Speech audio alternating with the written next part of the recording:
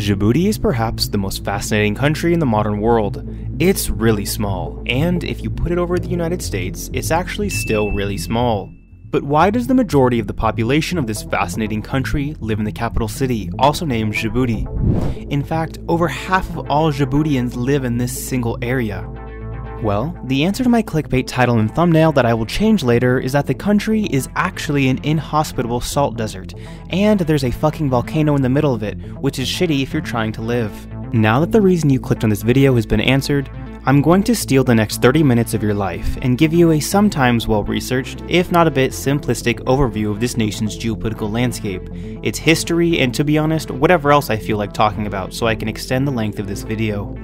And don't worry, even though this video is about Djibouti, I'll somehow figure out a way to talk about the Russian invasion of Ukraine, North Korea for some reason, and of course, everyone's favorite Taiwan. Because my dear viewer, in the Church of Real Life lore, this is our holy trinity that we pray to when in need of content. But let's be honest here, we both know that as long as I keep this high quality stock footage rolling, this voice serious and monotone, you'll believe anything I say as I slowly hypnotize you with my high production quality.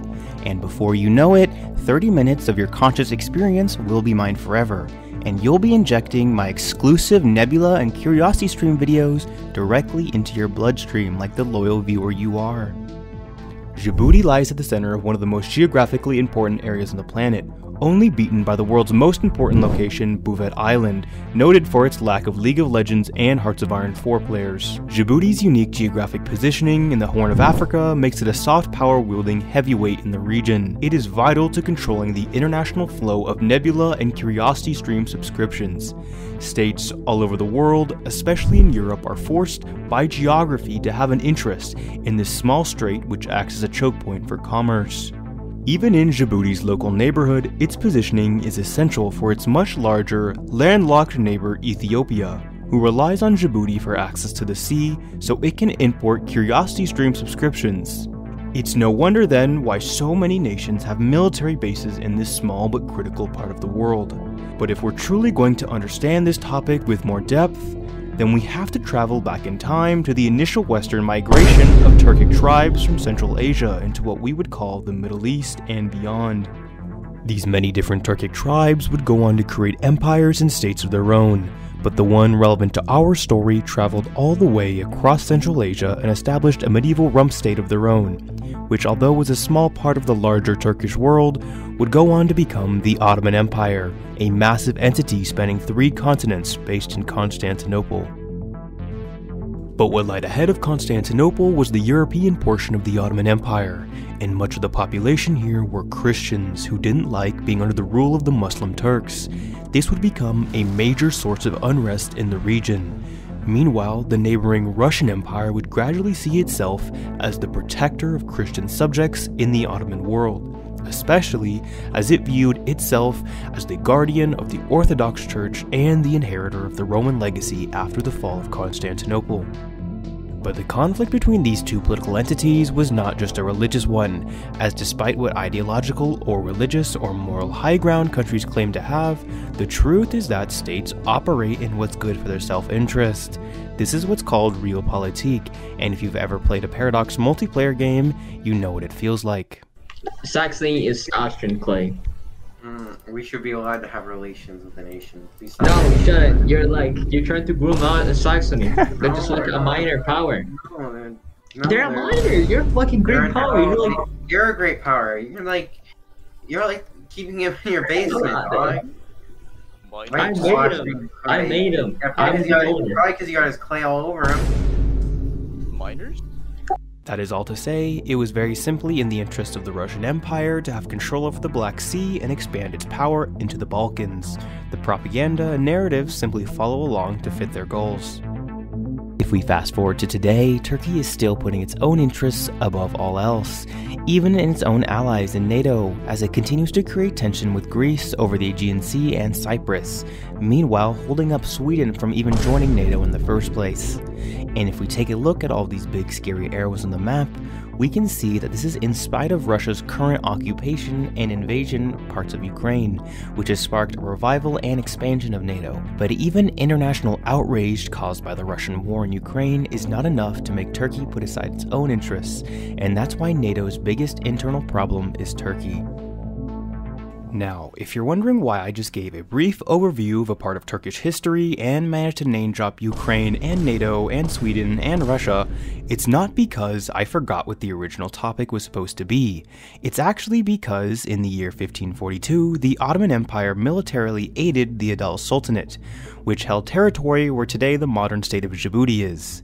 And together, they fought the Portuguese and Ethiopians in battle, which had a significant impact on the history of Djibouti. And in order to tell you that, I had to give you the entire background of the Turkish people, the Ottoman Empire, a bit of NATO, Ukraine, and Russia as historical context. But to truly understand Djibouti's position on the world stage, we have to fast forward again to the modern day, where we can see that 90% of Djibouti's exports are YouTube videos about geopolitics, and they're going mostly to China. And if you want to know why, it's because Chairman Xi Jinping's Nebula subscription has expired, causing massive economic collapse in the country, as without the constant stream of clickbait geopolitical content, suicide rates are rapidly increasing, causing the population to fall.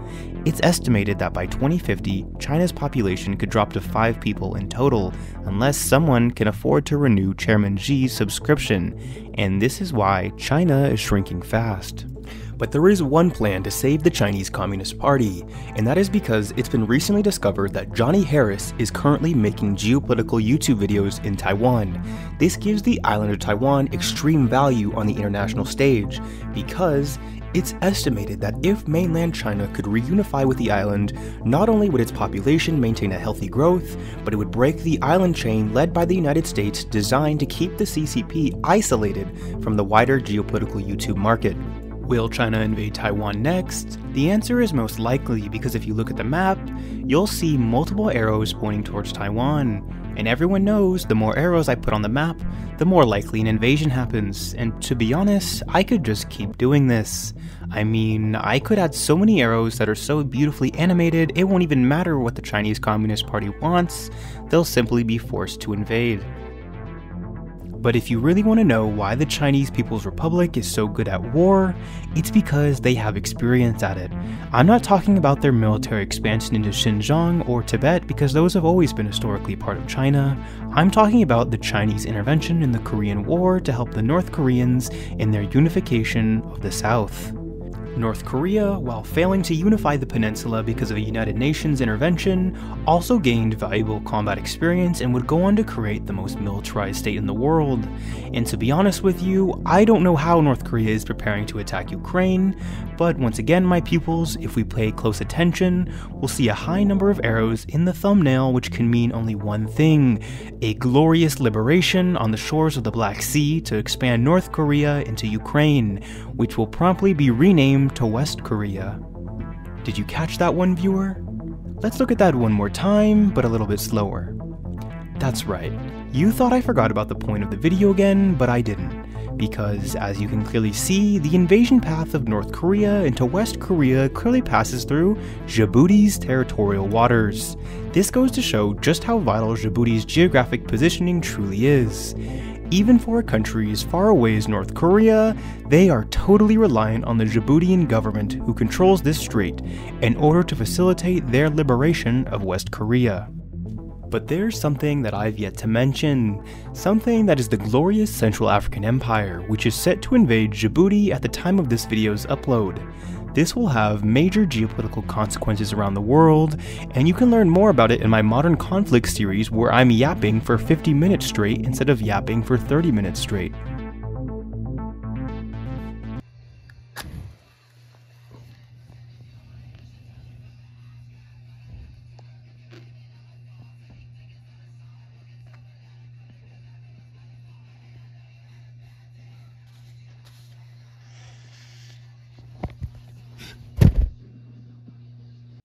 Thank you, Sister Avanti, $10 coming on the Cash App. Thank you, sister. Next time, make it 20, but thank you for that 10. I know you barely had that. Thank you, sister.